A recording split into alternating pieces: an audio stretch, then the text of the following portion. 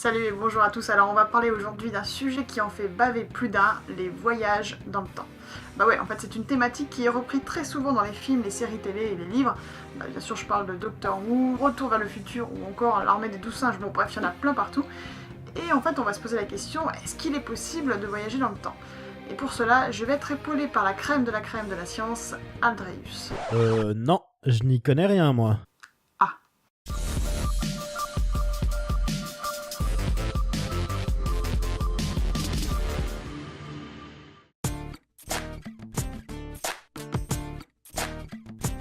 Alors, quand une personne voyage dans le temps, elle peut se déplacer dans le passé comme dans le futur. Et pour cela, elle peut employer différents moyens de locomotion. Ça peut être une cabine téléphonique comme dans Doctor Who, ou encore une DeLorean comme dans Retour vers le futur. Mais bon, nous ce qui nous intéresse, c'est de savoir si dans la réalité, eh bien, ces voyages sont possibles.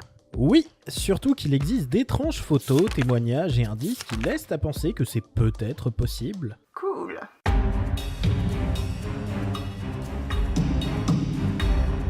Parlons tout d'abord des photos comme celle-ci prises dans les années 40. On y voit clairement deux hommes avec des lunettes de soleil et un style vestimentaire pas du tout raccord avec l'époque, sans compter l'appareil photo réflexe que possède l'homme au premier plan.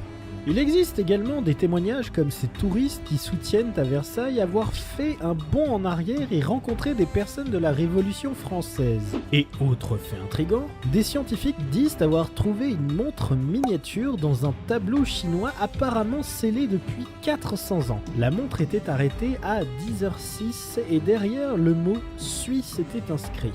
Mais il faut faire très attention, car même si ces preuves et témoignages sont séduisants et que plusieurs ne peuvent pas être démentis, bon nombre se sont avérés être en fait des canulars. D'ailleurs, le non moins célèbre scientifique Stephen Hawking s'est penché sur la question et a voulu prouver qu'il n'existait aucun voyageur temporel. Pour cela, il a organisé une soirée où étaient conviés ses prétendus voyageurs en envoyant l'invitation que le lendemain. Résultat des courses, personne n'est venu. Ok, on n'est pas avancé alors, on ne sait toujours pas si c'est possible. Je crois en fait que c'est le moment de passer à la minute science.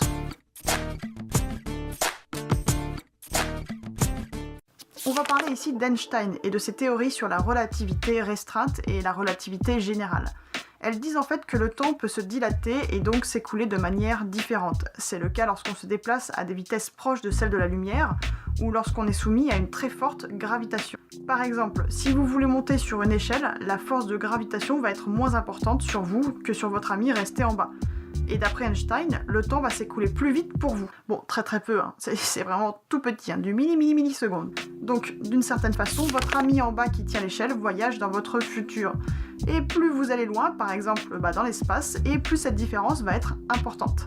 Et c'est pareil pour la vitesse. Si sur Terre, on monte à bord du Faucon Millenium et qu'on voyage en vitesse lumière vers une planète à des centaines d'années-lumière, eh bien, à notre retour, on aura voyagé par exemple 2 ans et sur la Terre, il se serait écoulé bien plus. Ouais, mais je crois pas qu'on ait de Faucon Millenium encore. Pour aller dans le passé, les scientifiques étudient les trous de verre. La mécanique quantique explique qu'il en existe plusieurs à l'échelle particulière. Et donc pour espérer les utiliser, il faudrait les agrandir. Et ça malheureusement c'est pas gagné. En plus, peut-être ne le saviez-vous pas, mais voyager dans le temps peut entraîner des soucis que l'on appelle paradoxes temporels. Il y en a un très connu qui s'appelle le paradoxe du grand-père. Il est très simple. Imaginez, dans le passé, tuer votre grand-père avant qu'il n'ait pu concevoir votre mère. Donc vous n'existez plus. Et donc, vous ne tuez pas votre grand-père. Mais ce dernier vit et donc vous pouvez à nouveau naître et le tuer, etc., etc.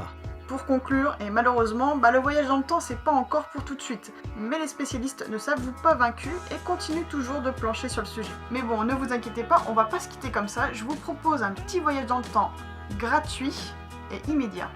Pour cela, jetez un œil par la fenêtre et regardez les étoiles. Bon, attendez quand même qu'il fasse nuit, parce que sinon ça va pas trop marcher. On peut voir les étoiles grâce à la lumière qu'elles renvoient vers nous. Or la lumière n'arrive pas de manière instantanée, il faut en fait qu'elle voyage. Si on prend un exemple, eh bien l'étoile Proxima du Centaure est à 4 années-lumière environ de nous. Donc lorsque vous la regardez, eh bien vous observez l'étoile telle qu'elle était il y a 4 années. Et donc plus vous regardez une étoile qui se trouve loin de nous, eh bien plus vous regardez dans le passé. Si ça c'est pas chouette. Voilà, c'est officiellement terminé cette vidéo. Je tiens à remercier Aldreus pour sa participation. Et d'ailleurs, n'hésitez pas à checker sa chaîne, la description est juste en dessous. Et vous verrez, on a fait une petite vidéo ensemble là-bas et on a parlé en fait de paradoxes qui existent dans le cinéma. C'était très chouette et vous verrez, son travail est top. Nous on se retrouve très bientôt pour une nouvelle question geek. Je vous fais des gros bisous, salut, ciao ciao.